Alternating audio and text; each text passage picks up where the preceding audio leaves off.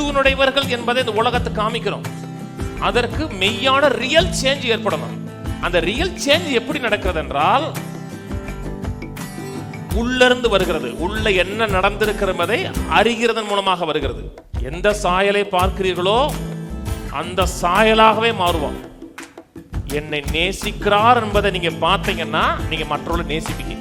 என்ன செஞ்சேன் என்ன செயலுங்கிறது அடிப்படையில் இல்லை, ரத்தத்தான் நீதிமானாக்கப்பட்டிருக்கிறேன். அந்த உணர்வுல வாங்க, செயலை மாற்றும். முதல்ல எது முக்கியங்க? எனக்கு எல்லாம் நடந்திருக்கிறது எனக்கு குறித்த அறிவு. அந்த அறிவு தான் செயலை மாத்துது.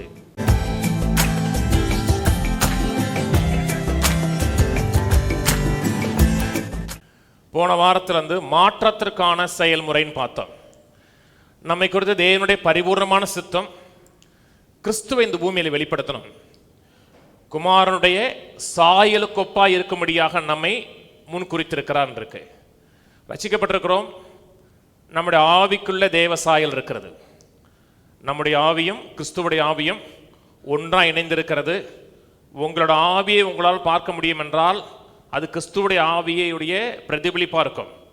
ஏன்னா அவருடைய சாயலாகவே உருவாக்கப்பட்ட ஒரு ஆவி. சொன்னார், என்னை கண்டவன் பிதாவை கண்டவன்னாரு. அதே போல உங்களுடைய ஆவியும் கிறிஸ்துவுடைய ஆவியும் ஒன்றா இருக்கிறது. இந்த ஆவியில் இருக்கிற நேச்சரை, இந்த புது சிருஷ்டியினுடைய நேச்சரை வெளியே காமிக்க முடியாதான் கர்த்தர் அந்த பூமியில் நம்மை வைத்திருக்கிறார். சொன்னார், என்னை கண்டவன்.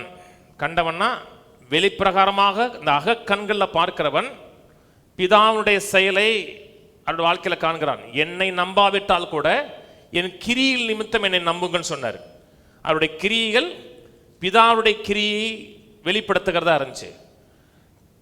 ரோமர் 8 சொல்றார், அன்றியனோட தீர்மானத்தின்படி அழைக்கப்பட்டால் தேவனிடத்தில் அன்பு கூறுவர்களுக்கு சகலம் நன்மைக்கு எதுவாக நடக்கும். சகலம் நன்மைக்கு எதுவாக எதுக்கு நேரம் நடத்தும் என்றால் நம்மை குறித்த தேவனுடைய நித்திய நோக்கம் என்பது குமாரனுடைய சாயலை பிரதிபலிக்கணும். நல்லது நடந்தாலும் அது குமாரனுடைய சாயலை பிரதிபலிக்கிறதுக்கு ஏற்ற விதத்தில் நம்முடைய மனதில் ஒரு மாற்றம் ஏற்படுகிறது. வேதம் சொல்கிறது, தேவ தயவு குணப்படும்படியாக ஏவுகிறது. தேவனுடைய தயவு நம்மை மறுபடுத்துகிறது, மனம் திரும்புதலுக்கு நேராக நடத்துகிறது.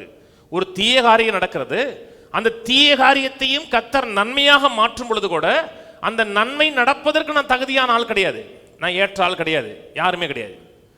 எனக்கு தீமை தான் நடக்கணும். ஆனால் தீமையும் கர்த்தர் நன்மையாக மாற்றி கொடுக்கிறார் நினைக்கும் பொழுது நான் மனதில் மாற்றம் அடைகிறேன். அந்த மனதில் ஏற்படுகிற மாற்றம் குமாரனுடைய சாயலுக்கு ஒப்பான மாற்றமாக மாற ஆரம்பிக்கிறது. நான் சொன்னது ப்ராமிஸ் என்ன? குமாரனுடைய சாயலுக்கொப்பா எல்லாம் மாற்றணும். நம்மை நாமே மாற்ற முடியாது. நம்மை மாற்றுவதற்கு ஒரு டூல் கொடுத்திருக்கிறார், ஆவியானவர் கொடுத்திருக்கிறார். ஆவியானுடைய வல்லமையை கொண்டு எந்த சாயலாக உள்ள உருவாக்கப்பட்டிருக்கிறோமோ அந்த சாயலாகவே வெளியே மாறுகிறோம். அந்த வெளியே மாறுகிற மாற்றத்தை தான் உலகம் எதிர்பார்க்குது. தேவன் நம்ம உள்ள எப்படி இருந்தாலும் தேவன் நம்மை நேசிக்கிறார் இல்லையா? காக்கைக்கும் தன் குஞ்சு பொன் குஞ்சுங்கிறாங்க இல்லையா? ஆண்டவருக்கு நம்ம எப்படி இருந்தாலும் ஆண்டவர் நம்மை நிபந்தனை இல்லாமல் நேசிக்கிறார். ஆனால் உலகத்துக்கு நம்மை உப்பாக ஒளியாக வைத்திருக்கிறார். இந்த உலகத்தில் நம் கிறிஸ்துவனுடையவர்கள் என்பதை இந்த உலகத்தை காமிக்கிறோம். அதற்கு மெய்யான ரியல் சேஞ்ச் ஏற்படணும். அந்த ரியல் சேஞ்ச் எப்படி நடக்கிறது என்றால் உள்ளிருந்து வருகிறது. உள்ள என்ன நடந்திருக்கிறதை அறிகிறதன் மூலமாக வருகிறது. 2 கொரிந்தியர் திருப்போம். 2 கொரிந்தியர் 3ஆம் அதிகாரம் 17ஆம் வசனம். கர்த்தரே ஆவியானவர், ஆவியானுடைய எங்கே அங்கே விடுதலையும் உண்டு. கர்த்தரே ஆவியானவர், ஆவியானவர் விடுதலை ஏற்படுத்தி கொடுக்கிறார். மேலே இருக்கிற வசனங்களை எதை குறித்து பேசுகிறார் என்றால் மோசையின் காலத்தில் ஏற்பட்ட நியாயப்பிரமாணத்தின் உடன்படிக்கை குறித்து பேசுகிறார். 2 கொரிந்தியர் 3 முழுக்க அதான் பேசுகிறார். அந்த ஊழியத்தை குறித்து பேசும் பொழுது ஆக்கினை தீர்ப்பு கொடுக்கும் ஊழியங்கிறார், மரணத்தை கொடுக்கும் ஊழியங்கிறார். Ministry of condemnation, ministry of டெத்துங்கிறார். ஆக்கினை தீர்ப்பை கொடுக்கும் ஊழியம், மரணத்தை கொடுக்கும் ஊழியங்கிறார். அந்த ஊழியத்தில் ஒரு மகிமை இருந்துச்சுங்கிறார். படிச்சிருப்பீங்கல்ல, அந்த ஊழியத்தில் ஒரு மகிமை இருந்துச்சா? இருந்துச்சு. அந்த மகிமையை பார்க்கலும் புதிய ஏற்பாட்டில் நம் மறுபிறப்பு, கிறிஸ்துவுடைய சாயலுக்கொப்பாய் உள்ளே மாற்றப்படுவது, மெய்யான நீதியிலும் மெய்யான பரிசுத்தத்திலும் தேவ சாயலாகவே உள்ள சிருஷ்டிக்கப்படுவது, இந்த ஜீவனை கொடுக்கக்கூடிய இந்த ஊழியம் அந்த மரணத்தை கொடுக்கும் ஊழியத்தில் இருக்க மகிமையை பார்க்கலும் பெரிசுங்கிறார். கவனிக்கிறீங்க? அந்த ஊழியத்தில் ஒரு மகிமை இருந்துச்சு. என்ன மகிமைன்னா, நம்மை பாவின்னு காமிச்சிச்சு. நான் பாவின்னு தெரியாத வரை எனக்கு ரட்சகர் வேணுங்கிற நீடு எனக்கு தெரியாது. என்னைக்கு நான் பாவின்னு அறிகிறனோ அன்னைக்கு தான் எனக்கு ரட்சகர் வேணுங்கிற ஒரு அறிவை ஏற்படுத்தி கொடுக்கும். நியாயப்பிரமாணத்தின் நோக்கமே பாவத்தை அறிகிற அறிவை ஏற்படுத்தி கொடுக்கணும். நீதிமான் அல்ல, உனக்கு நீதி வேணுங்கிற ஒரு அறிவை ஏற்படுத்தி கொடுக்கும். கவனிக்கிறீங்க? ஆனா நீதியை கொடுக்காது, ரட்சிப்பை கொடுக்காது. ரட்சிப்பை எதிர்பார்க்கும், நீதி எதிர்பார்க்கும்.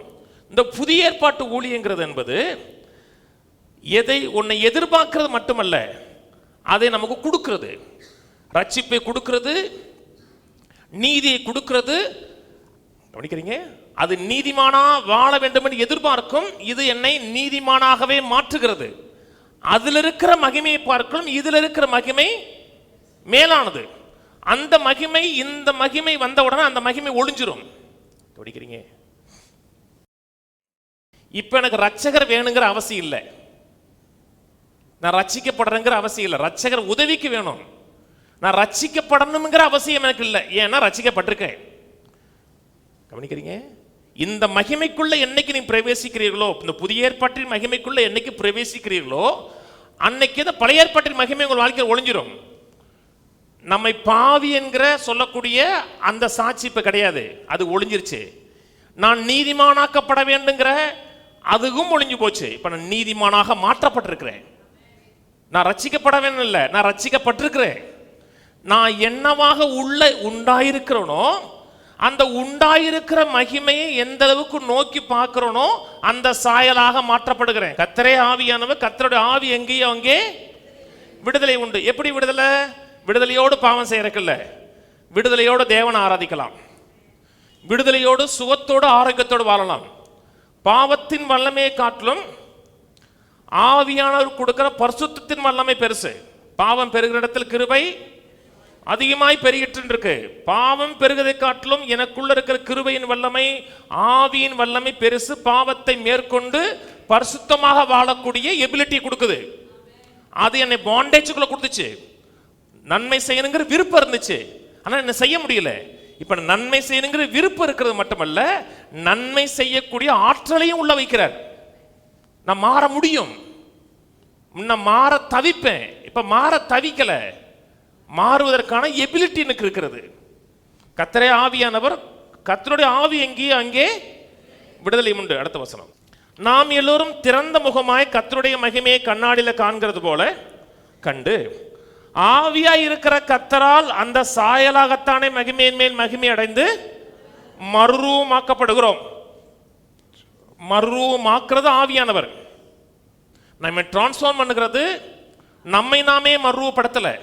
என்னை நான் மாத்திக்கிறேன், உங்களை நீங்க மாத்திக்க முடியாது, உங்களை இன்னொருத்தர் மாத்துறார். நான் சொன்னது புரியுதுங்களா? நம்மை நாம மாத்திரம்னா அந்த குடியாரம் பேச்சு விடிஞ்சா போச்சுன்னு இருக்கு பார்த்தீங்களா, அவ்வளவுதான். விடியெல்லாம் வேணாம், 5 நிமிஷத்திலேயே முடிஞ்சிடும் எல்லாமே.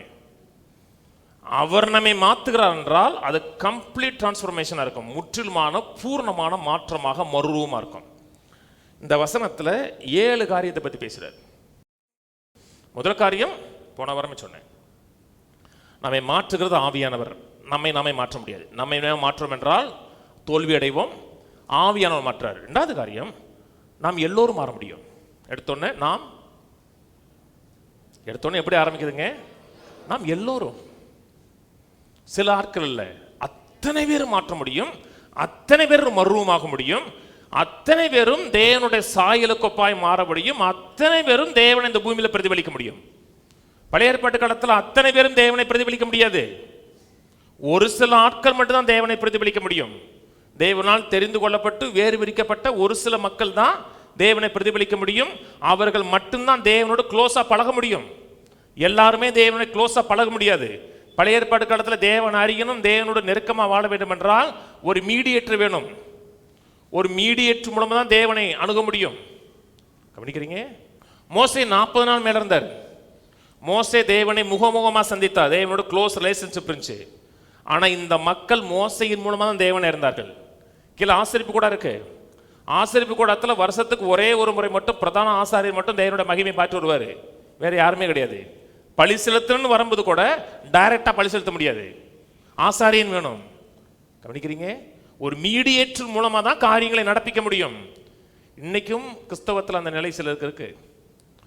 கர்த்தர் சிலரை தெரிந்தெடுத்து வேறு பிரித்த சிலரை கர்த்தர் தமக்கென்று சேர்த்திருக்கிறார். அவர்களோடு தான் கர்த்தர் தன் வாழ்க்கை குறித்து எல்லா சித்தத்தையும் சொல்லுவார், அவங்ககிட்ட தான் அறிவிப்பார். நம்ம அவங்ககிட்ட போய் குறி கேட்டுட்டு வந்துடணும். அப்படின்னா நாம் எல்லோரும் இல்லை, ஒரு சிலர் தான் சொல்ல முடியும். நாம் எல்லோரும் தெரிந்தெடுக்கப்பட்ட வேறு பிரிக்கப்பட்ட சிலர் அல்ல. அத்தனை பேரும் தேவனுடைய சாயலுக்கு ஒப்பாய் தேவனை போல இந்த பூமியில் மறுரூபமாக்கப்பட முடியும். அதான் புதிய ஏற்பாட்டு மகிமையுங்க. சிலர் சொல்றாங்களா அவங்கெல்லாம் பரிசுத்தவாங்க, அவங்க கர்த்தரோட க்ளோஸா நெருக்கமா இருப்பாங்க. நம்மளாம் அப்படியா? எல்லாருமே தோல்வி அடைஞ்சிருக்கிறார்கள். தோல்வி அடைஞ்சிருக்கான்னு சொல்லும் பொழுது நீங்க டக்குனு விபச்சார பாவம் வேஸ்தன பாவம் போகக்கூடாது. ஏதோ ஒரு விதத்தில் தோல்வி அடைஞ்சிருக்கலாம். குறை சொல்றத தோல்வி அடைஞ்சிருக்கலாம், முறுமுறுக்கிற தோல்வி அடைஞ்சிருக்கலாம், கோபப்படுறது தோல்வி அடைஞ்சிருக்கலாம், கசப்பை உள்ள வச்சு தோல்வி அடைஞ்சிருக்கலாம். அப்படிப்பட்ட மக்களும் தேவ சமூகத்தில் போக முடியுது. நான் சொல்றது தெரிந்தெடுக்கப்பட்டு வேறு பிரிக்கப்பட்ட மக்கள் சொல்றாங்க பார்த்தீங்களா, அவங்கள சொல்றேன். அவங்க போக முடியும் என்றால் நானும் போக முடியும். தேவனிடத்தில் பாரபட்சம் கிடையாது. எல்லாருமே இயேசு கிறிஸ்து மூலமாக அத்தனை பேரும் தேவனை அறிய முடியும். தேவனை அறிந்து அத்தனை பேரும் தேவனை போல மாற முடியும். அத்தனை பேரும் சக்சஸ் ஆன குடும்ப வாழ்க்கை வாழ முடியும். அத்தனை பேரும் பொருளாதாரத்தில் டாப்பா வாழ முடியும். நான் சொல்றது அத்தனை பேரும் ஃபர்ஸ்ட் அத்தனை பேரும் வாங்கிட்டோம்னா காரை பார்க் பண்றது எப்படி? அத்தனை பேர் வாங்க, உங்களுக்கு என்ன ஒரு 2 கார் கொண்டு வாங்க, நிப்பாட்டுற கடந்தாரே முடியாதுங்கிறீங்க. உங்களுக்கு பிரச்சனை என்னன்னா நீங்க அப்படி வாங்கல, அதான் பிரச்சனை. அத்தனை பேரும் செழிப்பா வாழ முடியும், அத்தனை பேர் நிறைவாக முடியும், அத்தனை பேரும் குமாரனுடைய சாயலுக்கொப்பா அத்தனை பேரும் மாற முடியும். 2வது காரியம், நாம் எல்லோரும் திறந்த முகமாய் ஓப்பன் ஃபேஸா.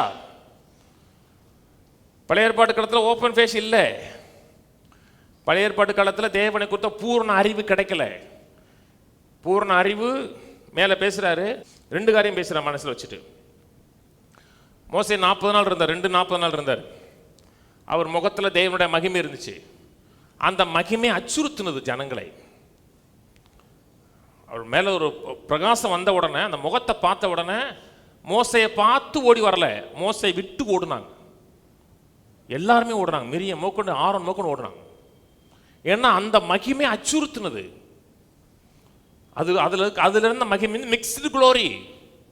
கர்த்தர் இரக்கமும் உருக்கமும் நீடிய சாந்தமும் தயவும் உள்ளவர், குற்றம் உள்ளவனை குற்றமற்றவனாய் விடாமல் பிதாக்கள் செய்த அக்கிரமங்களை 3ஆம் 4ஆம் தலைமுறை மட்டும். அதுல இருந்த குளோரி பியூர் குளோரி இல்லை, மிக்ஸ்டு குளோரி. அந்த மகிமையை பார்க்கும் பொழுது அச்சுறுத்தினது. கவனிக்கிறீங்க? பழைய உடற்பாட்டு உடன்படிக்கை மட்டும் பார்த்து தேவனை குறித்த ஃபுல் பிக்சர் அறிந்து கொள்ள முடியாது. ஏன்னா ஒரு திரை இருந்துச்சு, இப்ப திரை விலகிருச்சு. கவனிக்கிறீங்க? அந்த முக்காடு நீக்கப்பட்டதே இருக்கு. சொன்னது புரியுதுங்களா? அந்த முக்காடு நீக்கப்பட்டதேன்னு சொல்லிட்டு சொல்றாங்க. பாத்தீங்களா, பைபிள் முக்காடு நீக்கப்பட்டுச்சு, அதனால தான் நாங்கெல்லாம் முக்காடு போடுறது இல்லைங்கிறாங்க.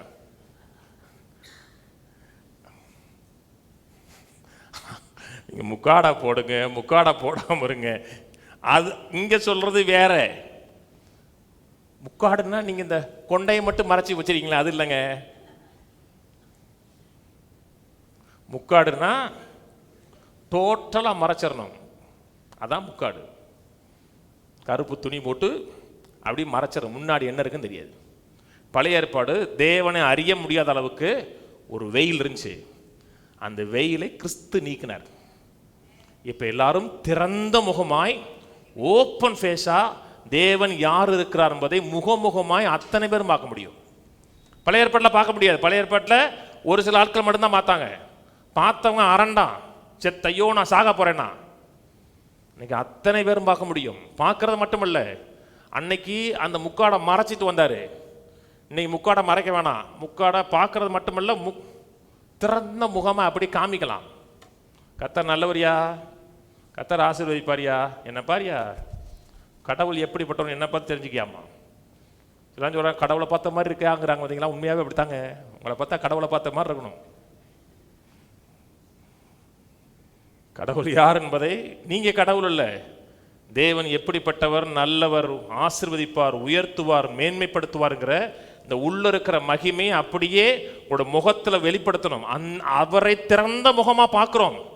எந்த தடையும் கிடையாது, எந்த வெயிலும் கிடையாது, எந்த தடையும் கிடையாது. அவரை பார்க்கிறோம், பிரகாசம் அடைகிறோம், அந்த பிரகாசத்தை அப்படியே போய் காமிக்கிறோம். இதான் ரியல் சேஞ்சு. இதை பார்த்து மக்கள் ஓடி போக மாட்டாங்க. ஐயோ கடவுளை பார்த்து பொல்லாத சாமி. இயேசுநாதர் மேல இருந்து வந்தார் பார்த்தீங்களா, அவர் முகம் பிரகாசிச்சா, அவரை பார்த்து மக்கள் தெரிச்சு ஓடல, அவர்கிட்ட ஓடி வந்தார்கள்.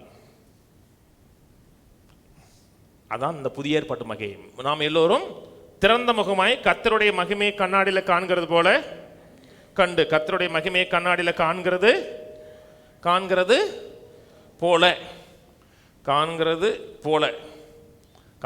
போலன்னா கண்டினியூஸாக பார்க்கறது. மோசே பார்த்தார், 40 நாள் 40 நாள் பார்த்தார். அவர் முகத்தில் ஒரு பிரகாசம் இருந்துச்சு. எப்பொழுதுமே மோசே முக்காட்டு கொடுத்து அணைஞ்சாரா?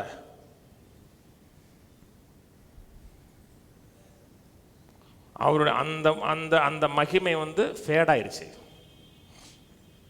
சபைக்கு வருகிறோம், சபைக்கு கிறிஸ்துவோட நேச்சரை பார்க்குறோம். ஒரு 15 மினிட்ஸ் 20 மினிட்ஸில் ஒரு மாற்றங்கிற ஒரு எண்ணத்தில் ஒரு சேஞ்ச் ஏற்படுது.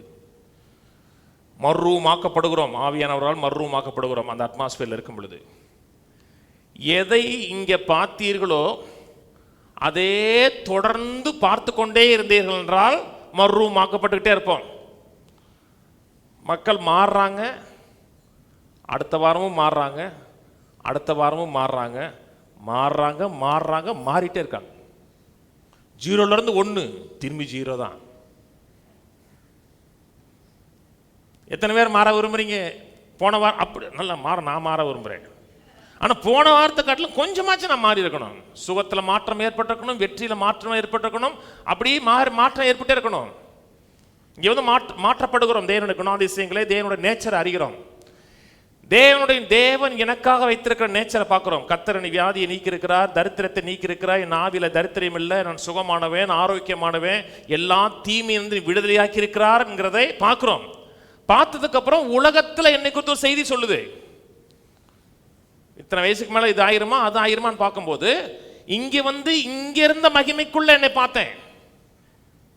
சொல்றது புரியுதுங்களா? மீட்புக்குள்ள சிலுவைக்குள்ள எனக்கு என்ன நடந்ததுங்கிற பார்த்தேன். நான் மறுரூமானேன்.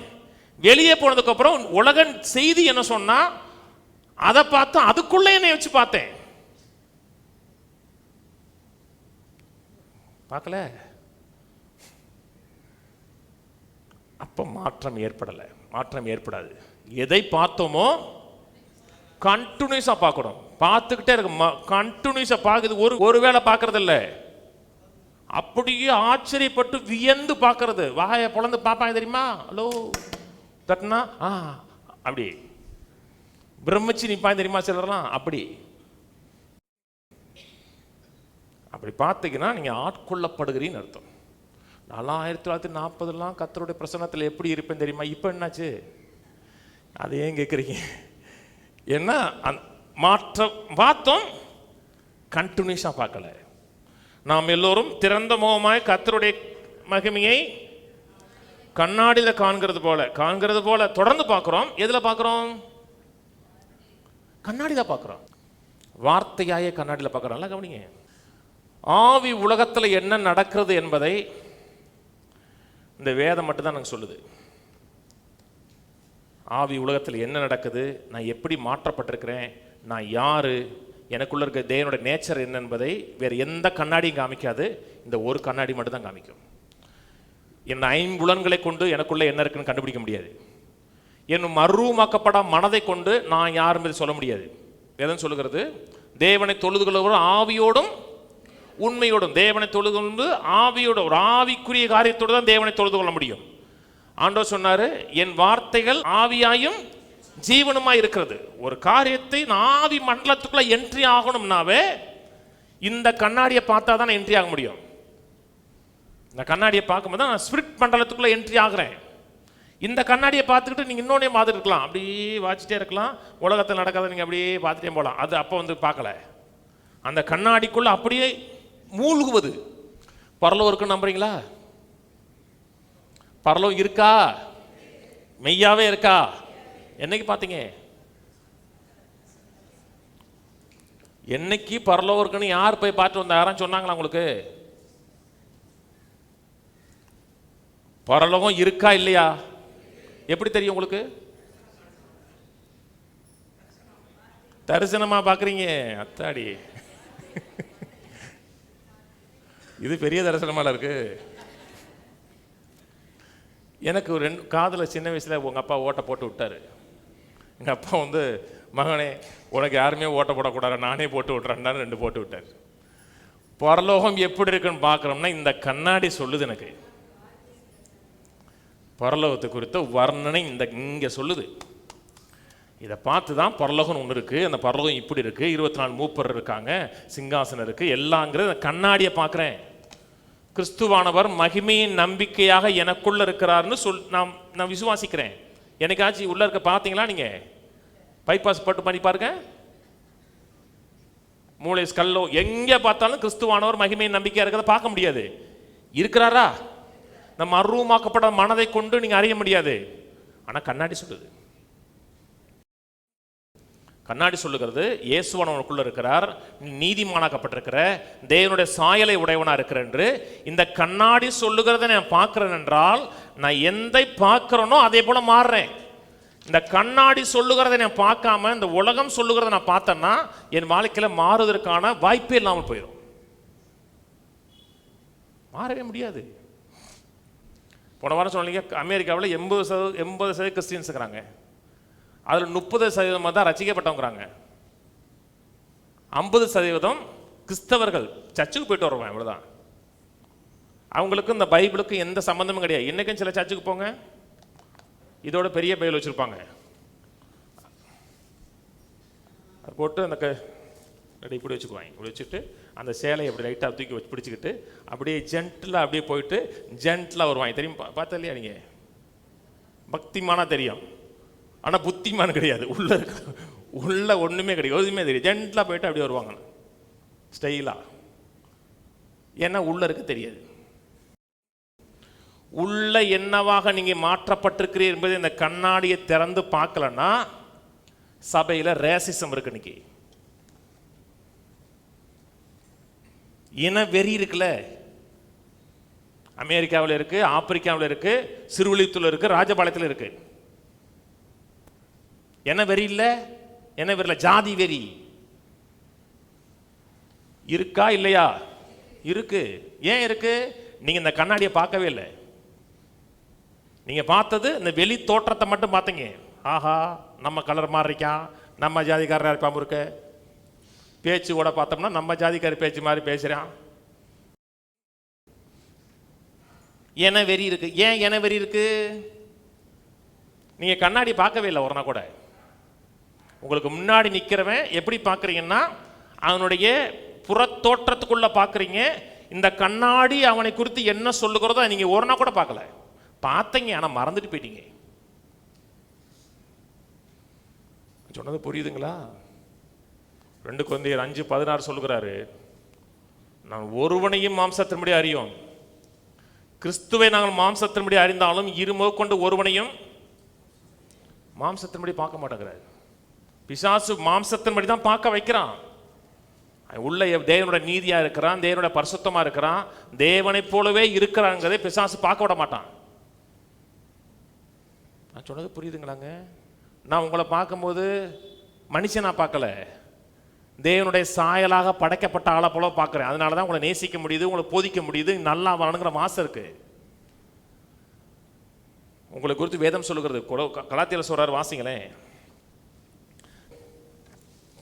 கலாத்தியர் 3:28, யூதன் என்றும் கிரேக்கன் என்றும் இல்லை, அடிமை என்றும் சுயாதீனன் என்றும் இல்லை, ஆண் என்றும் பெண் என்றும் இல்லை, நீங்க எல்லாரும் கிறிஸ்துவுக்குள் ஒன்றா, எல்லாமே ஒன்றா இருக்கு. ஆண் பெண் கிடையாது, சுயாதீன அடிமைன்னு கிடையாது, எல்லாரும் கிறிஸ்துவுக்குள். ஏன் ஒன்றா? கிறிஸ்துவுக்குள்ள ஒன்றா இருக்கிறோம். இதை பார்க்கறது இல்லைங்க, தொடர்ந்து பார்க்கறது. யாக்கோபு சொல்றாரு, சுயாதீன பிரமாணமாகிய பூரண பிரமாணத்தை உற்று பார்த்து அதில் நிலைத்திருக்கிறவன் செய்கைகளில் பாக்கியவனா இருப்பான். விடுதலை பிரமாணம் இது, அடிமை பிரமாணம் அல்ல.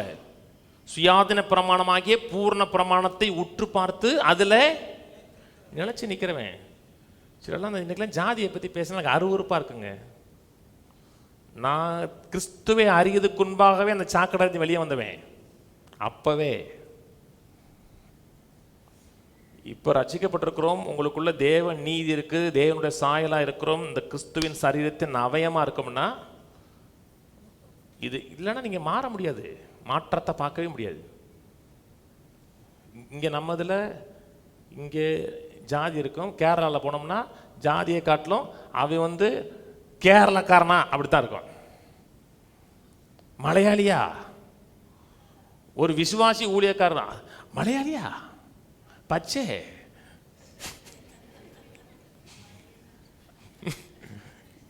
உடனே அவங்களுக்குள்ள ஒரு உற்சாகத்தை பார்த்தீங்கன்னா முகத்தில், ஏன்னா நம்ம நம்ம மொழிக்காரன். ஆண் என்றும் இல்லை, பெண் என்றும் இல்லை, வடக்கன் என்றும் இல்லை, தெற்கன் என்றும் இல்லை, எல்லாம் கிறிஸ்துவுக்குள் ஒன்றாக இருக்கிறோம். எப்படி மாறுறோம்னா இந்த கண்ணாடியை பார்க்குறோம். நிறைய இடத்துல கண்ணாடியை காமிக்கவே இல்லை. முதல்ல ஆவியானவர்கள் மாற்றம் வருது. ரெண்டாவது காரியம் நாம் எல்லோரும் இருக்கிறோம். மூணாவது காரியம் திறந்த முகமாய் பார்க்கிறோம். நாலாவது காரியம் காண்கிறது போலனா கண்டினியூஸாக பார்க்குறோம். ஒரு முறை இல்லை, மோசையை பார்த்துட்டு போனதில்லை, கண்டினியூஸாக பார்க்குறோம். அஞ்சாவது காரியம் கண்ணாடியில் பார்க்குறோம்.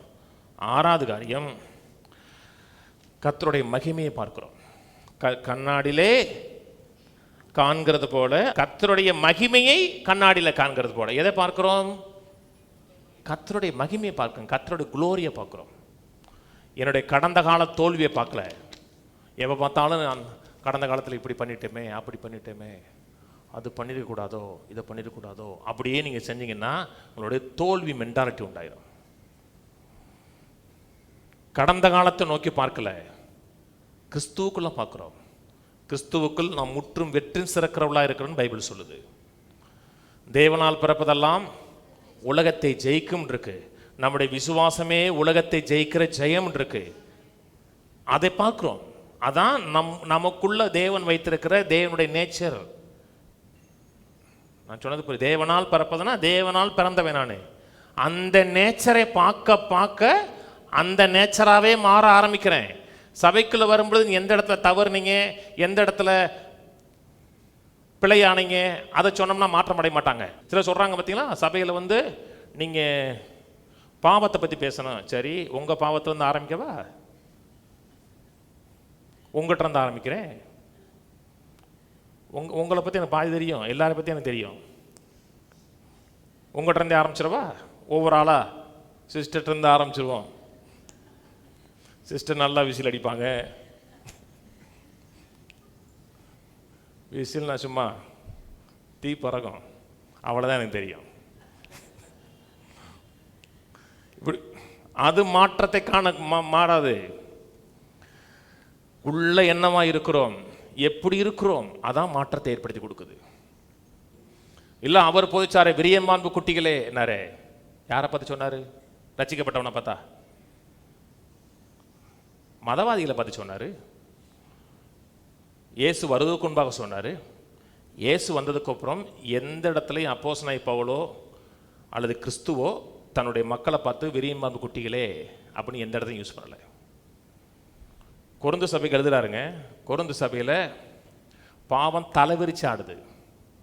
பாவம் இருக்குன்னு சொல்லலை, தலைவிரிச்ச ரப்பர் பேண்டு போட்டு கட்டுறதுக்கு ஆள் இல்லைங்க,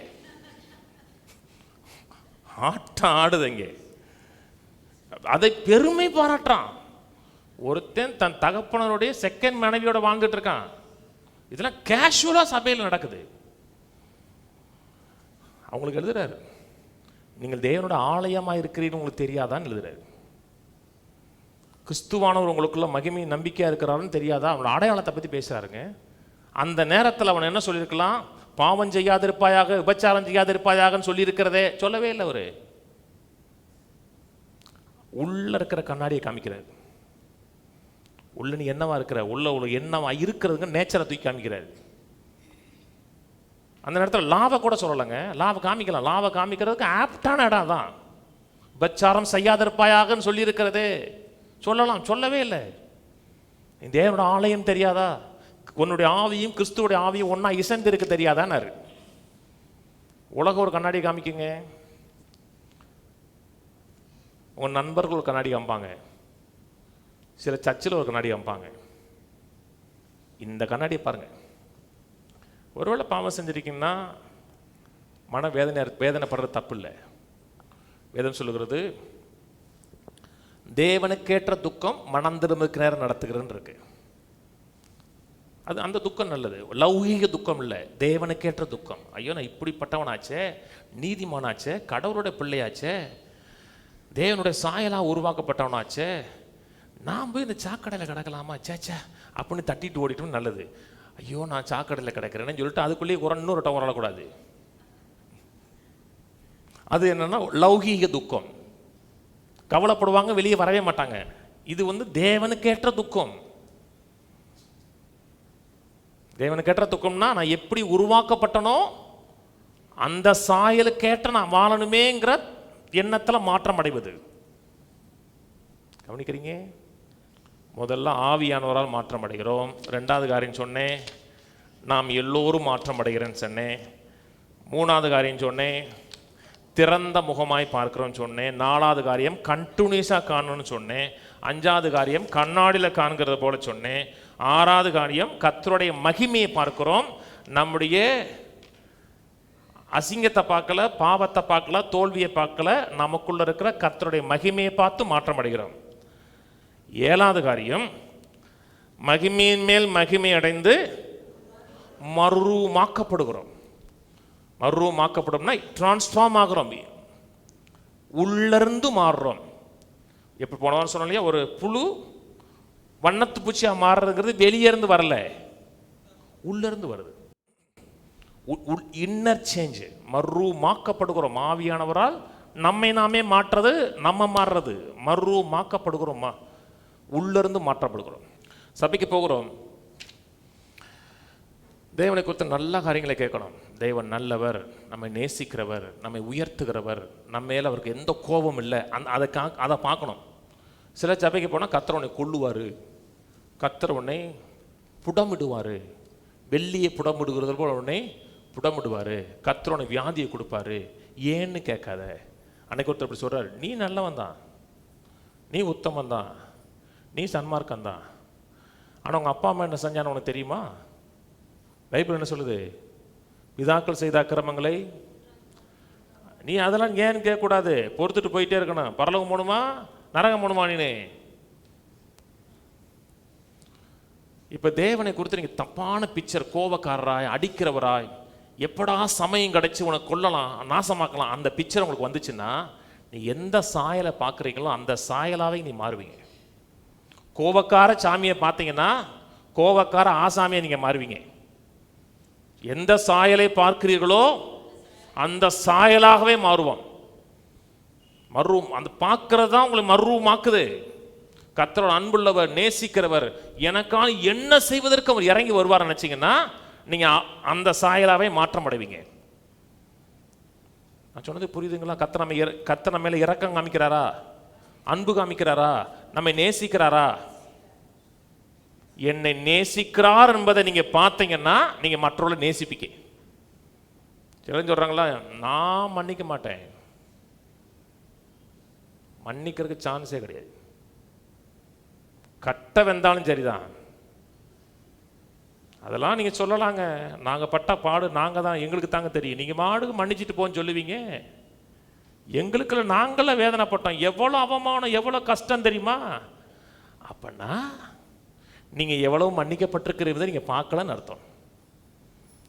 உங்களை குறித்து அவர் ஹிஸ்டரி எழுதுறாருன்னு வச்சுங்க, நீங்கள் எவ்வளோ நோவடிச்சிங்க, எவ்வளோ வேதனைப்படுத்தினீங்க என்பதை அவர் ஹிஸ்ட்ரி எழுதினார்னா எவ்வளோ ஹிஸ்ட்ரி எழுதுறது?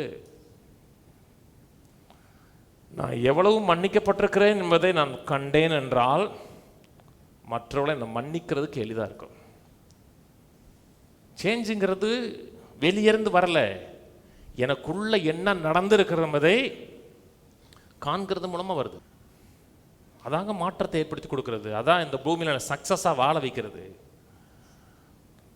போன வாரம் எபேசியர் புத்தகம் படித்து பார்த்தீங்களா?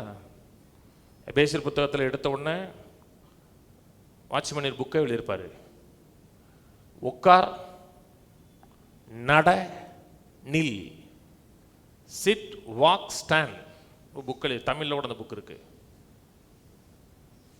உங்களுக்குள்ள என்ன நடந்திருக்கிறது என்கிற காரியங்களில் ரெஸ்ட் எடுங்க. கர்த்தர் என்னை மன்னிச்சிருக்கிறார், நீதிமானாக்கி இருக்கிறார், என்னை பார்க்கும்போது பிரியமா பார்க்கிறார், குமாரனை பார்க்கிறது போலே என்னை பார்க்கிறார்.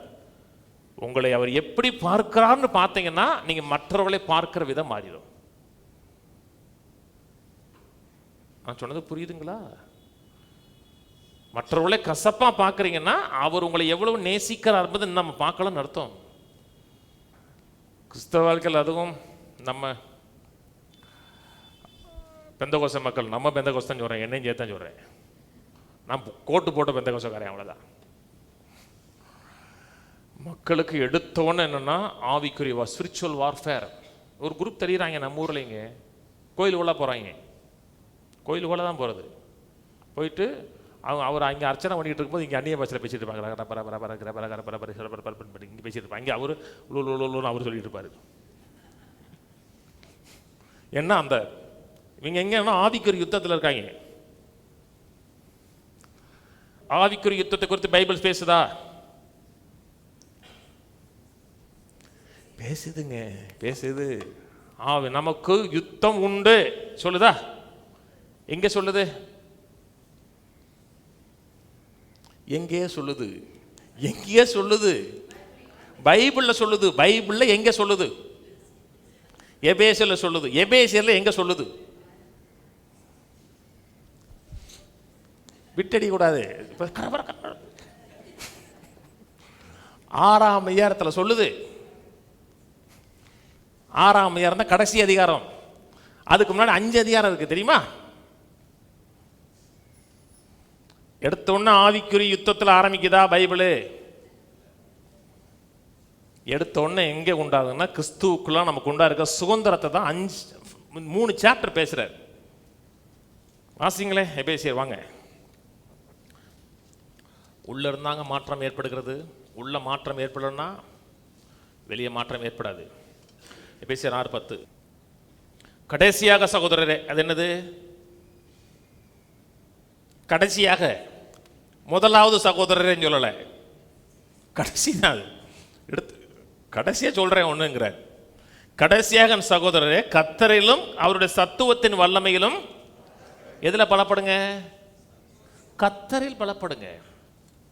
கர்த்தரிலும் அவருடைய சத்துவத்தின் வல்லமையில் கிறிஸ்துவுக்குள்ள என்ன உண்டா இருக்கிறது, எனக்கு என்ன சுதந்திரம் உண்டா இருக்கிறது, தேவனை எப்படி மாற்றியிருக்கிறார், எனக்குள்ள என்ன ஏற்பட்டிருக்கிறது, அந்த காரியத்தில் பலப்படுங்க. கடைசியாக சகோதரரே உங்களில் பலப்படுங்கன்னு சொல்லலை, கர்த்தரிலும் சத்துவத்தின் வல்லமையிலும் பலப்படுங்கள். கீழே நீங்கள் பிசாசின் தந்திரங்களோடு எதிர்த்து நிற்க திராணி உள்ளவர்களாகும்படி தேவனுடைய சர்வாயுத வர்க்கத்தையும் தரித்து கொள்ளுங்கள். ஏனெனில் மாம்சத்தோடும் இரத்தத்தோடும் அல்ல, துரைத்தனங்களோடும் அதிகாரங்களோடும் பிரபஞ்சத்தின் அந்தகார லோகாதிபதிகளோடும் வானம் மண்டலங்களில் பொல்லாத ஆவிகளின் சேனைகளோடு நமக்கு போராட்டம் உண்டு. போராடுவோம், போராடுவோம், இறுதி வரை போராடுவோம். போராட்டம் உண்டு. கீழே ஆகையால் தீங்கு நாளிலே அவைகளை நீங்கள் எதிர்க்கவும் சகலத்தையும் செய்து முடித்தவர்களாய் நிற்கவும் திராணி உள்ளவர்களாகும்படி தேவனுடைய சர்வாயுத வர்க்கத்தையும் எடுத்துக்கொள்ளுங்கள். இதுக்கு முன்னாடி இந்த பகுதியை நான் வாசிச்சிருக்கிறேன். இதில் போராட்டம் உண்டுங்கிற ஒரு வார்த்தை இருக்கு. அது ஒரு முறை தான் இருக்கு. உங்களுக்கு போராட்டம் உண்டு, ஆனால் நிற்க வேண்டுங்கிற வார்த்தை 3 முறை வருது. போராட்டம் உண்டுங்கிறது ஒரு முறை வருது, நிற்கணுங்கிற வார்த்தை 3 முறை வருது. ஸ்டாண்டு வித் ஸ்டாண்டுங்கிற வார்த்தை 3 முறை வருது. முதல் முறை எங்கே வருதுன்னா பிசாசின் 11 வசனம், பிசாசின் தந்திரங்களோடு எதிர்த்து நிற்க. முதல்ல நிற்கன்னு என்ன? உங்களோட பொசிஷன்ல நிற்கிறது, உங்களோட உரிமையில் நிற்கிறது, நிற்க. அப்புறம் 13 வசனத்தில் ஆகையால் தீங்கு நாளிலே அவைகளை நீங்கள் எதிர்க்கவும். ஆங்கில பைபிள் பார்த்தா வித்ஸ்டாண்ட் போட்டிருக்கோம். எதற்குன்னா வித்ஸ்டாண்ட் பண்றது. அப்புறம் சகலத்தையும் செய்து முடித்தவர்களாய் நிற்கவும். யுத்தம் பண்றது ஒரு காரியம், ஒரு தடவை தான் இருக்கு. எதில் நிற்க சொல்லுது? உங்களோட ரைட்ஸ்ல நில்லுங்க. நான் சுகமானவன், நான் ஆரோக்கியமானவன், நான் மீட்கப்பட்டவன். உங்களுக்கு தேவன் என்ன ரைட்ஸ் கொடுத்துருக்கிறாரோ அந்த ரைட்ஸ்ல நில்லுங்கிறாரு. நான் சொன்னது புரியுதுங்களா? யுத்தம்ங்கிறது அப்புறம் தான். யுத்தங்கிறது என்னன்னா என்னோட ரைட்ஸ் நின்றுகிட்டு யுத்தம் பண்றது. நான் சம்பாதிக்க யுத்தம் பண்ணல, எனக்கு சம்பாதித்து வைத்திருக்கிறதுல நின்று என்னை உரிமையை நிலைநாட்டுவதற்காக நிற்கிறேன். அப்புறம் போர் ஆயுதங்கள் கொடுக்குறாரு. சொல்றாரா? எல்லாம் போர் ஆயுதங்கள் விட்டோம்னா என் டாபிக் மாறிடும். அதுல ஒரு காரியம் சொல்றாரு, ரட்சிப்பு என்னும் தலைச்சீராங்கிறாரு.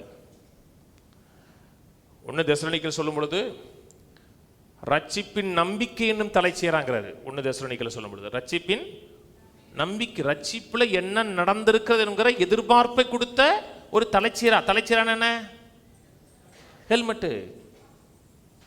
ரோட்ல போகும்போது ஹெல்மெட் போறது அவசியம். எனக்கு கூட ஹெல்மெட் போட பிடிக்காது தான். ஏன் பிடிக்காதுன்னா முடி அமிங்கிறது, மூளை தெரியுது. அப்புறம் இறங்கி ஒரு இடத்துல சீப்பி கொஞ்சம் கீழே அமிங்கிறது தூக்கி விட வேண்டியிருக்கு. அதனால ஆனால் எது முக்கியம்னா உயிருக்காக தான் முக்கியம். இந்த ஹெல்மெட்டு போடுறீங்களே இல்லையோ, எண்ணத்தில் சிந்தையில் நான் மீட்கப்பட்டவன், நான் பாவி கிடையாது. ஒருவேளை நான் பாவம் செஞ்சால் கூட நான் பாவி கிடையாது. நான் மீட்கப்பட்டவன் நித்தியமாக மீட்கப்பட்டிருக்கிறேன். அதை உணர்ந்தீர்கள் என்றால் இங்கே செக்யூர்டாக இருப்பீங்க. நான் சொன்னது புரியுதுங்களா? நான் ரட்சிக்கப்பட்டேன், அப்புறம் ரட்சிப்பை இழந்துட்டேன், அப்புறம் ரட்சிக்கப்படுகிறேன். ஒரு முறை தான் பிறக்கிறோம், அப்புறம் வளர்றோம். ஆனால் கிறிஸ்தவங்க தான் உலகத்திலேயே வினோத பிறவிகள். எல்லா கூட்டத்திலையும் பிறப்பாங்க. எத்தனை பேர் இயேசுவை ஏற்றுக்க விரும்புறீங்க? நான் வரையா பாருங்க. எத்தனை பேர் ஏற்றுக்கொண்டிருக்காங்க? அடுத்த கூட்டத்திலையும் பாருங்க, ஐயா நான் வரையா. நீ எத்தனை முறை தான் ஏன் பிறப்ப? வளரு. வினோத பிறவிகளுங்க. ஒரு முறை பிறக்கிறோம், நித்தியமாக ரட்சிக்கப்படுகிறோம், அவருடைய குமாரனுக்குள் பாதுகாக்கப்படுகிறோம். அப்புறம் சொல்றாரு நீதி என்னும் மார்க்கவசங்கிறார். நீதி என்னும் மார்க்கவசம்.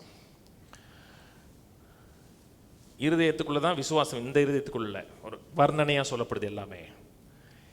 விசுவாசம் காக்கப்பட வேண்டும் என்றால் நான் கிறிஸ்துவுக்குள் தேவனோட நீதியா இருக்கிறங்கிற உணர்வு இருக்கணும். நான் என்ன செஞ்சேன் என்ன செய்யலைங்கிற அடிப்படையில் இல்லை, அவர் என்ன செஞ்சிருக்கிறான்னு அடிப்படையில் நீதிமானாக்கப்பட்டிருக்குன்னு நினைச்சோம்னா நீதியின் செயல் வரும்.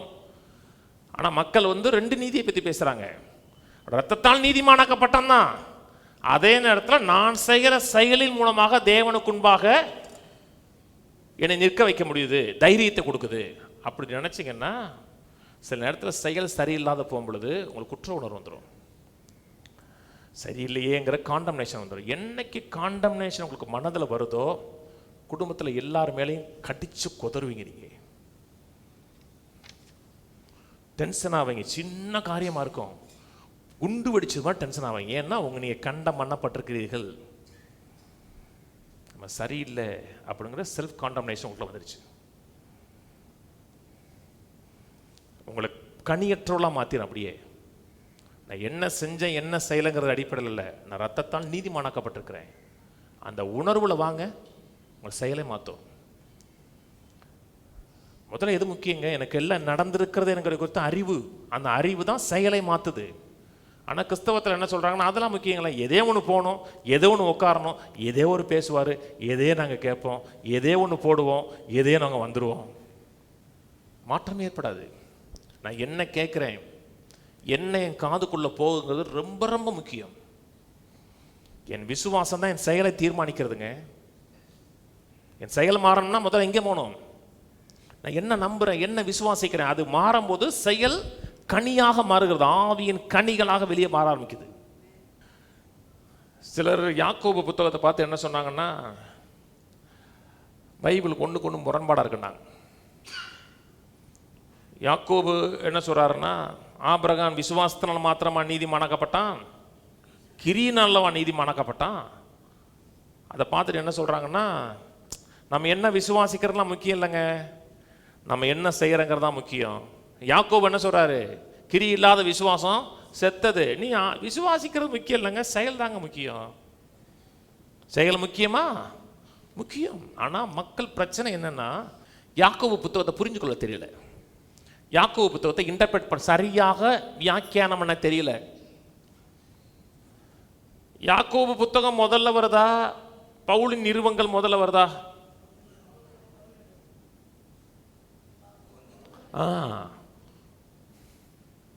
பவுலின் நிருபங்கள் தான் முதல்ல வருது. யாக்கோபு புத்தகம் எங்க இருக்குன்னா பின்னாடி கிடக்கு. முன்னாடி என்ன இருக்குன்னா உங்களுக்குள்ள என்ன நடந்திருக்கிறது குறித்து முதல்ல சொல்லுது, அதன் விளைவாக என்னவா மாறணுங்கிற குறித்து பின்னாடி சொல்லுது. கவனிச்சுட்டு வாங்க. மார்ட்டின் லூத்தர் நல்ல மனுஷன், சபை ரெஃபர்மேஷன் வர்றதற்கு முன்னோடியா இருந்தவர். மார்ட்டின் லூத்தர் மூலமாக தான் புரொட்டஸ்டன்ட் வந்துச்சு. புரொட்டஸ்டன்ட்னா எதிர்க்கிறவர்கள். அவர் ஒரு ரொம்ப பயபக்தியான ஆள், கடவுளுக்கு ரொம்ப பயந்து வாழணும்னு நினைச்சக்கூடிய ஆள். ஆனால் அடிக்கடி பாவரிக்கை பண்ணியிருக்காரு. ஏன்னா எல்லாமே அவருக்கு என்ன செஞ்சாலும் தவறாக தெரியுது, ஐயோ சரியில்லையே சரியில்லைன்னு பாவரிக்கை ஃபுல்லாக சின் கான்சியஸ்னால் நிறைஞ்சிருக்கிறார். அந்த காலத்தில் நீங்கள் பாவம் மன்னிப்பு பெறணும்னா சில படிக்கட்டில் ஏறணும், படிக்கட்டுகளுக்கு உடஞ்ச கிளாஸ் இருக்கும், இன்றைக்கி இருக்குது சில நாட்டில். அந்த கிளாஸில் முழங்கால் போட்டு நடக்கணும், ரத்தம் ஊறும், ரத்தம் கொட்டும், அதன் அடிப்படையில் உங்களுக்கு பாவ மன்னிப்பு உண்டாகும். இதுதான் அன்னைக்கு இருந்த நடைமுறை. மார்ட்டின் லூதர் ரோமர் புத்தகத்தையும் கலாத்தியர் புத்தகத்தையும் படிக்கிறார். படித்த உடனே அவருக்கு விசுவாசத்தினால நீதிமான்ங்கிறதுல ஆழமாக வேறுன்றார். கிரியினால் அல்ல, விசுவாசத்தினால தான் நீதிமான். அதன் அடிப்படையில் தான் ரெஃபர்மேஷன் ஸ்டார்ட் ஆகுது. உலகம் முழுவதும் 13ஆம் நூற்றாண்டில் மறுமலர்ச்சி ஸ்டார்ட் ஆகுது. ஆனால் மார்ட்டின் லூதர் யாக்கோபு புத்தகத்தை என்ன சொன்னார்னா, இது ஆவியினால் ஏவப்பட்டு எழுதப்பட்ட புத்தகம் கிடையாதுன்னார். இந்த புத்தகம் பைபிள்லே இருக்கக்கூடாதுன்னார். ஏன்னா இது பவுலின் நிருபங்களுக்கு முற்றிலுமாக முரண்பாடாக இருக்குதுன்னார். நீங்கள் மார்ட்டின் லூதர் சொன்னதுனால அப்படின்னு ஏற்றுக்க முடியாது, என்ன சொன்னாங்களோ ஏற்றுக்கணும். கவனிக்கிறீங்களா? ஆனால் அந்த சொன்ன இல்லையா, முதல்ல பவுலின் நிருபங்கள், அப்புறம் தான் யாக்கோபு புத்தகம் வருது. நீங்கள் என்ன விசுவாசிக்கிறீங்க ரொம்ப ரொம்ப முக்கியம். பிசாசு உங்கள் வாழ்க்கையில் ஒரு தீமையை கொண்டு வர வேண்டும் என்றால் நேரடியாக தீமையை கொண்டு வர மாட்டான், ஒரு காரியத்தை உங்களை விசுவாசிக்க வைப்பான். நீங்கள் விசுவாசியாத எந்த ஒரு காரியத்துக்குள்ளும் பிசாசு உள்ள நுழைய முடியாது. தவறான விசுவாசத்தை உள்ள வைப்பான், அதன் மூலமாக தான் உள்ள நுழைய முடியும். இப்போ சரியான விசுவாசம் எனக்கு இருக்குது, பர்ஃபெக்ட் விசுவாசம் இருக்குது, கிறிஸ்துவின் மேலே விசுவாசம் இருக்கிறது, எனக்கு என்ன நடந்துக்கிற விசுவாசம் இருக்குன்னா, விசுவாசம்ங்கிற அந்த சீல்டு மேலே எழும்பிடும். பிசாசுடைய எந்த வஞ்சனைகளும் உள்ள வர முடியாது. நான் சொன்னது புரியுதுங்களா? முதல்ல எனக்கு என்ன நடந்திருக்கிற காரியத்தில் கான்ஃபிடண்டா இருக்கணும், அதன் விளைவாக என்னங்க விளைவாக செயல் வருகிறது. முதல்ல செயல் அல்ல, முதல்ல விசுவாசம். எனக்கு என்ன நடந்திருக்கிறது, சரியான விசுவாசம். இது ஸ்பர்ஜன் சொன்னதுதான், ரைட் பிலீவிங் ப்ரொடியூஸ் ரைட் லிவிங்னாரு. சரியான விசுவாசம் சரியான செயலை கொண்டு வருகிறது. யாக்கோபு சொல்லும் பொழுது கிரியில்லாத விசுவாசம் செத்தது, ஆபிரகாம் கிரியினாலவா நீதிமானாக்கப்பட்டன்னு சொல்லிட்டு 2 உதாரணம் கொடுக்கிறார். கவனிக்கிறீங்க? ஒரு உதாரணம் வாசிங்களேன், யாக்கோபு பேருங்க, யாக்கோபு 2:20. வீணான மனுஷனே, கிரி இல்லாத விசுவாசம் செத்ததென்று நீ அறிய வேண்டுமோ அப்படி சொல்லிட்டு கீழே 2 உதாரணம் சொல்றார். ஒரு உதாரணம் ஆபிரகாமு, இன்னொரு உதாரணம் 25ஆம் வசனத்தில் ராகாப் என்னும் வேசி. 2 உதாரணம் சொல்றார். அதாவது கிரியினாலே நீதிமானாக்கப்பட்டார் என்பதை குறித்து 2 உதாரணம். ரோமர் 4 சொல்றாரு, படிச்சிருப்பீங்க. நம்முடைய தகப்பனாகிய ஆபிரகாம் தன் மாம்சத்தினாலே எண்ணத்தை கண்டடைந்தான். அவன் மாம்சத்தினாலே உன்னை கண்டடைந்திருந்தான் என்றால் அவனுக்கு மேன்மை பாராட்ட ஏது உண்டு? ஆனால் அவன் மாம்சத்தினால ஒன்றையும் கண்டடைகல, விசுவாசத்தினால் நீதிமானாக்கப்பட்டான். கிரியை செய்கிறதுக்கு வருகிற கூலி கிருபை என்று எண்ணப்பட்டால் அது கிருபை என்று எண்ணப்படாதே, கடன் என்று எண்ணப்படுங்கிறார்.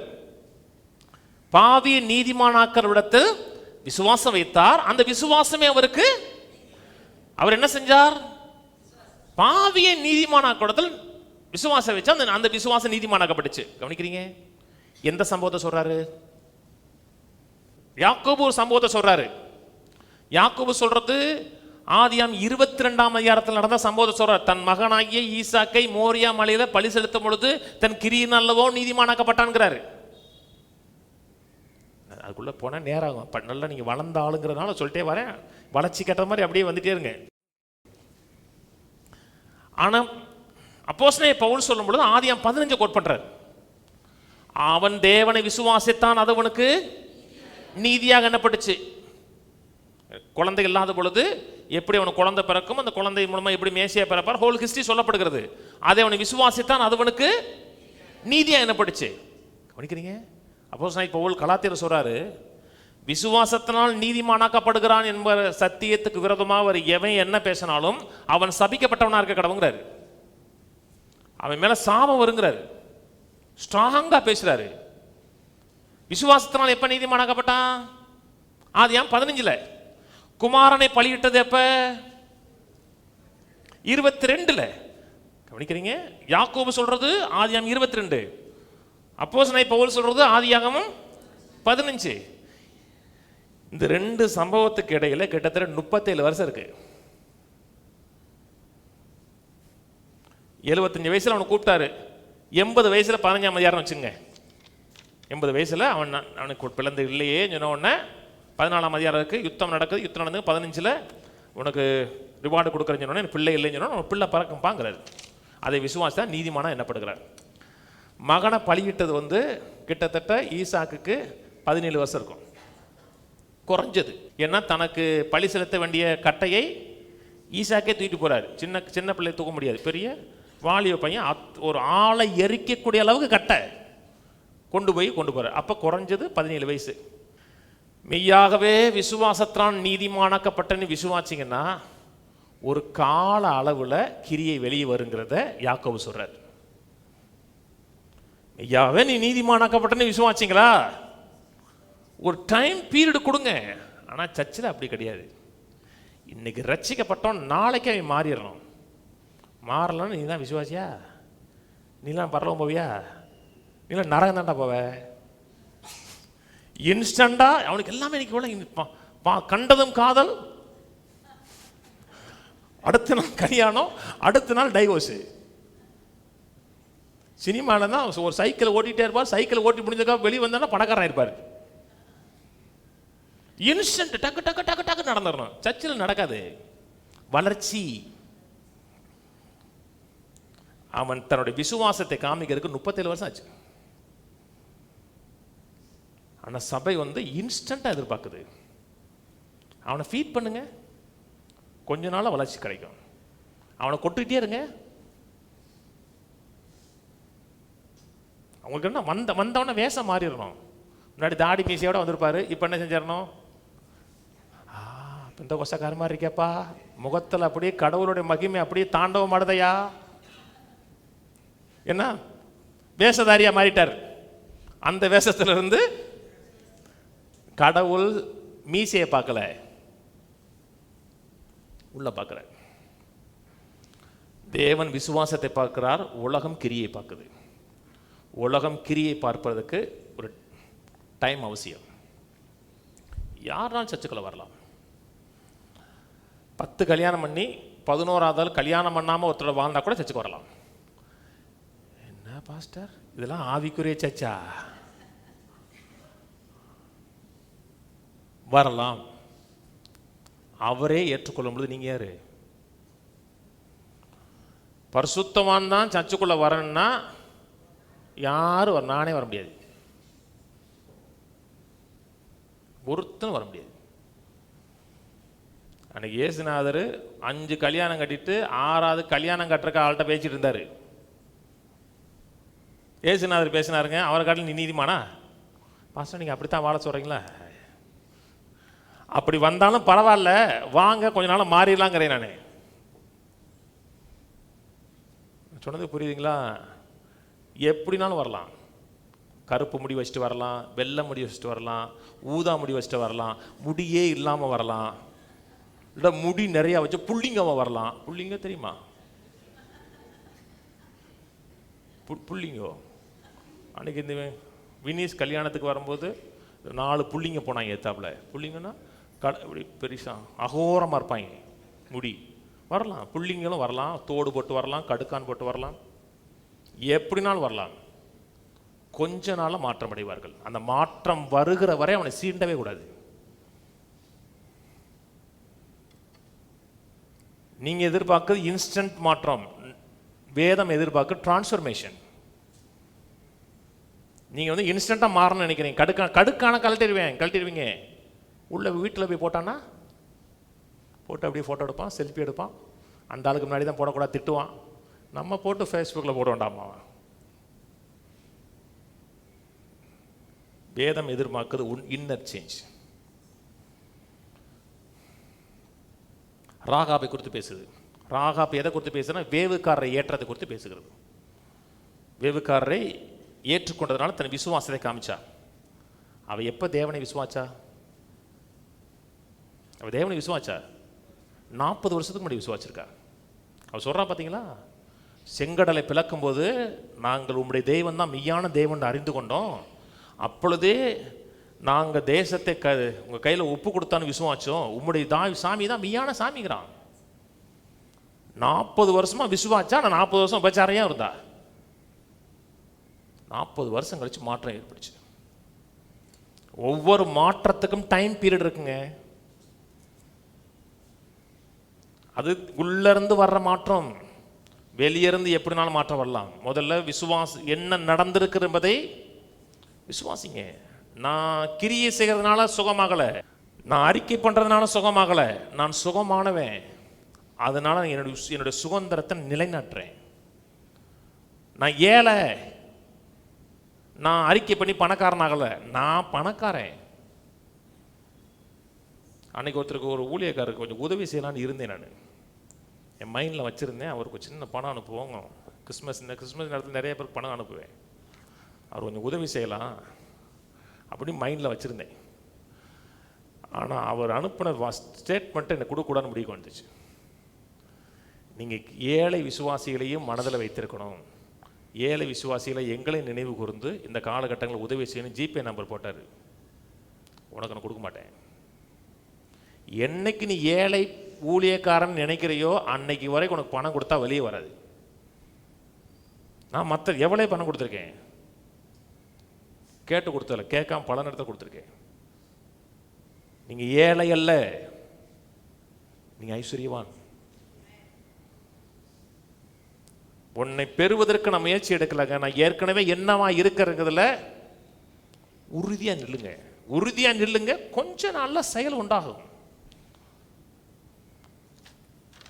வெளியிருந்து இல்லை, உள்ளிருந்து. சிலர் சொல்கிறாங்க, இல்லை பாஸ்டர் நீங்கள் லா போதிக்கணும், லா போதிச்சா தான் அவன் மாறுவான். லா போதிச்சோம்னா ஒரு சின்ன மாற்றம் இருக்கும், சின்ன மகிமை இருக்கு. கிறிஸ்து நியாயப்பிரமாணத்தின் முடிவாக இருக்கிறான் இருக்கு.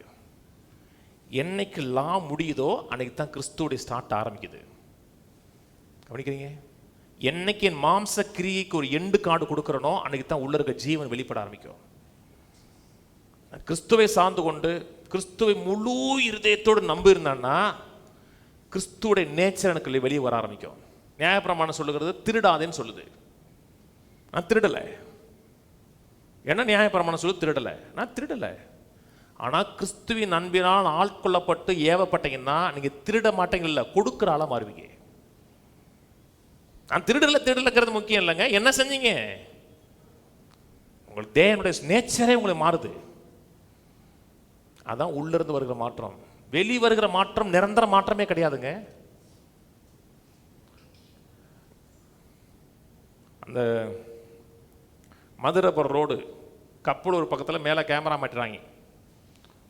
அன்றைக்கி கோயம்புத்தூர் போயிட்டு வரும்போது நம்ம காளிராஜ் அந்த ரோடை வந்தவுடனே ஸ்பீட் பிரேக் குறைச்சிட்டார். ஸ்பீடு 80-70ன்னு போகிறாரு. என்ன மேலே கேமரா இருக்குது.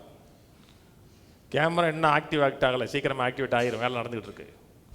கேமரா பார்த்தோன்னே ஸ்பீடு குறைஞ்சிச்சு. அதுக்கு முன்னாடி 120 வந்தார். கேமரா பார்த்தோன்னா 80 என்ன ஃபைன் போட்டுருவான். கவனிக்கிறீங்க? கேமரா பார்த்த உடனே ஸ்பீடு குறையுது. கேமரா இல்லைன்னா அப்போ மாற்றங்கிறது உள்ளேருந்து வரல, வெளியே இருந்தால் வருது. தேவன் விரும்புகிறார். அவன் எதுக்கு கேமரா மாட்டுறான்? ரொம்ப ஸ்பீடாக போகாதீங்க, கண்ட்ரோல் இருந்துச்சுன்னா ஆபத்துங்கிறக்கான் சொல்கிறான். ஆனால் உள்ளே வருகிற மாற்றம் தான் மெய்யான மாற்றம். தேவன் எதிர்பார்க்கிறது வெளி மாற்றம் இல்லை, தேவன் இருக்கிறது உள்ளான மாற்றம். உள்ள என்ன விசுவாசிக்கிறீர்களோ அந்த விசுவாசத்துக்கேற்ற செயல் கொஞ்சம் நல்ல ஆவியின் கனியாக வரும். நான் சொல்றது ஆவியின் கனி. நான் சொல்றது கிறிஸ்மஸ் ட்ரீ இல்லை. கிறிஸ்மஸ் ட்ரீல எல்லாமே ஒட்டி வைக்கலாம். மாம்பழம் ஒட்டி வைக்கலாம், கொய்யாப்பழம் ஒட்டி வைக்கலாம், என்னதான் ஒட்டி வைக்கலாம். தேவன் எதிர்பார்க்கிறது தன்னுடைய கனி தன்னுடைய ஜீவனாலே வரணும். சரிதானே? கடைசியில் ஒரே ஒரு காரியம் என்ன சொன்னேன்? மகிமையின் மேல் மகிமை அடைந்து மகிமையின் மேல் மகிமை அடைகிறோம்னா ப்ராசஸ் நடந்துகிட்டே இருக்கும். ஒரே நாளில் ஃபுல் மாற்றம் பார்க்க முடியாது. கர்த்தர் மேலே பொறுமையாக இருக்கிறாருங்க. நம்ம தான் பொறுமையாக இல்லை, உடனே எல்லாம் நடந்துடணும். இதோ சீக்கிரமாக வர்றேன்னாரு. இதோ சீக்கிரமாக வரேன்னாரு சொல்லி 2000 வருஷம் ஆச்சு. அன்னைக்கு ஒரு கோயம்புத்தூர் ஒரு வீட்டில் வந்து பாச, நீங்கள் பல முறை கோயம்புத்தூர் வந்திருக்கீங்க, எங்கள் வீட்டுக்கு வரமாட்டேங்கன்னாரு. இதோ சீக்கிரமாய் வருகிறேன்னு சொன்னேன் நான். 2000 வருஷம் ஆச்சுங்க, ஆனால் வரல. ஏன் வரல தெரியுமா? அறுவடைக்காக ஒரு பொறுமை காக்குறாருன்னு இருக்கு. நான் 96 ரசிக்கப்பட்டேன். 95 வந்திருந்தாருன்னா ஏன் நிலைமை அதோகதி. 95 வந்துட்டாருங்க, நான் நரகம் போயிருப்பேன். நான் எனக்கு பிரசங்கம் பண்ண முடியாது, ஊழியக்காரன் இருக்க முடியாது. அப்போ என்னையும் மனசில் வச்சு பொறுமை காத்திருக்கிறாரு. ஏன் பொறுமை காத்துக்கிறாருன்னா, நீ எத்தனை பேருக்கு அவருக்குள்ள வரங்கிறக்காக தான் பொறுமை காக்கிறாரு. ரட்சிக்கப்படாத மக்கள் மேலே இவ்வளவு நீடிய பொறுமையாக இருக்கிறார் என்றால், ரட்சிக்கப்பட்ட என் மேலே அதிக பொறுமையாக இருக்கிறார். நான் மாறுவேன், நான் மறுரூபமாக்கப்படுவேன், என் மேலே நீடிய சாந்தமாக பொறுமையாக இருக்கிறார். மகிமையின் மேல் கொஞ்சம் கொஞ்சமாக மாறுவோம். எப்படி மாறுவோம் என்றால், அவருடைய மகிமையை பார்த்து பார்த்து மாறுகிறோம். அது எப்படி பார்ப்பது என்பதை வருங்க வாரங்களில் பார்ப்போம். எழுந்து நிற்போம். பிதாவே, உம்மை துதிக்கிறோம், உம்மை ஸ்தோத்திரிக்கிறோம். நீர் எங்களுக்கு செய்திருக்க எல்லா நன்மைகளுக்காக, எல்லா கிருபைகளுக்காக நன்றி, எல்லா தயவுகளுக்காக நன்றி, மன உருக்கத்துக்காக நன்றி, உம்முடைய ஆளுகைக்காக, உம்முடைய பிரசன்னத்துக்காக நன்றி. நாங்கள் மாற வேண்டும், குமாரனுடைய சாயலுக்கு ஒப்பாய் மாற வேண்டும். உலகம் காமிக்கிற கண்ணாடியின்படி அடிப்படையில் அல்ல, நண்பர்கள் சொல்லுகிற கண்ணாடியின் அடிப்படையில் அல்ல. நீர் எங்களுக்கு ஒரு கண்ணாடி வைத்திருக்கிறே, அது குமாரனுடைய சாயலுக்கு ஒப்பாய் மாற வேண்டுகிற கண்ணாடி வைத்திருக்கிறே. அதே போல மாறங்களுக்கு உதவி செய்வீராக. மாற்றத்தை எதிர்பார்க்கிறோம், முற்போக்கான மாற்றத்தை எங்கள் வாழ்க்கையில் எதிர்பார்க்கிறோம். அந்த முற்போக்கான மாற்றத்தை எங்கள் வாழ்க்கையில் கொடுக்கறதுக்காக நன்றி. கேட்ட ஒவ்வொருவரையும் ஆசீர்வதிக்கிறோம். எங்கள் மேலே நீடிய பொறுமையாக இருக்கிறே, எங்களுக்குள்ள என்னவா இருக்கிறோம் என்பதை ஒவ்வொரு நாளும் காமிக்கிறே. நான் நீதிமானா இருக்கிறோம், பரிசுத்தமானா இருக்கிறோம், தேவ சாயலாகவே இருக்கிறோம். அந்த சாயலுக்கு ஏற்ற விதத்தில் எங்களை நாளுக்கு நாள் மறுரூபப்படுத்துகிறதுக்காக, மகிமை அடைய செய்கிறதுக்காக நன்றி. ஆசீர்வதிங்க. உடைய கிருபையின் மகா மேன்மையான ஐஸ்வர்யத்தை எங்கள் வாழ்க்கையில் விளங்க செய்யுங்க. நீர் மாத்திரம் எங்கள் வாழ்க்கையில் உயர்ந்தவராக இருக்க வேண்டுமா ஜெபிக்கிறேன், மகிமைப்பட்டவராக இருக்க வேண்டுமா ஜெபிக்கிறேன்.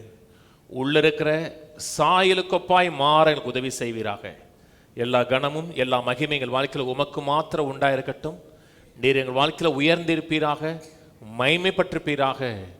நாங்கள் வியாதியஸ்தர்கள் அல்ல, நாங்கள் சுகமானவர்கள், நாங்கள் ஏழைகள் அல்ல, நாங்கள் ஐஸ்வர்யவான்கள். கர்த்தாவே, உம்மை போல ஆளவும் உம்மை பிரதிபலிக்கவும் நீர் விருப்பமுள்ளவராக இருக்கிற, சித்தமுள்ளவராக இருக்கிறே. நாங்களும் சித்தம் கொள்ளுகிறோம், உம்மை பார்த்து பார்த்து மறுரூபம் அடைகிறோம்.